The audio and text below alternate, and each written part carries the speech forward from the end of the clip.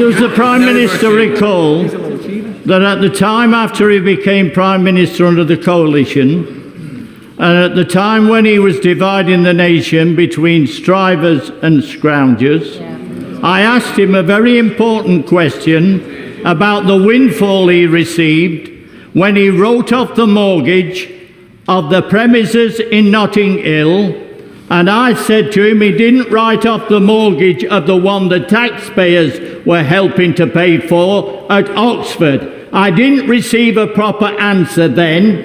Maybe Dodgy Dave will answer it now. And by the way,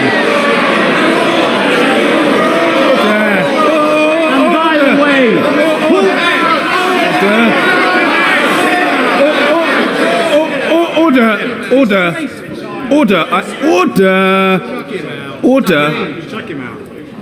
I must ask the honourable gentleman, order. Don't require any assistance from some junior minister. An absurd proposition. I invite the honourable gentleman to withdraw that adjective that he used a moment ago. He's perfectly capable of asking his question without using that word. It is up to him, but if he doesn't wish to withdraw it, I can't reasonably ask the Prime Minister to answer the question. All he has to do is withdraw that word and think of another. Sorry?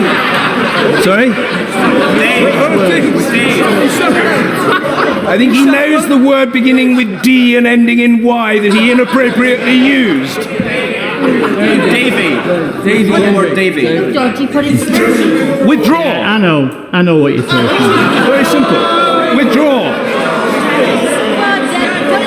This man has done more to divide this nation than anybody else. He's looked after his own pocket. I still refer to him as Dodgy Dave. Do what you like.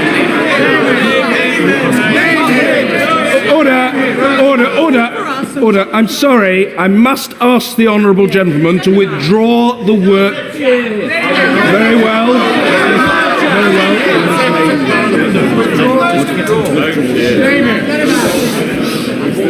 Under the power given to me by Standing Order number 43, I order the honourable member to withdraw immediately from the House for the remainder of this day's sitting.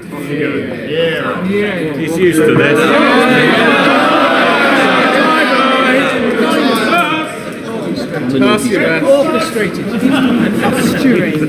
Very well.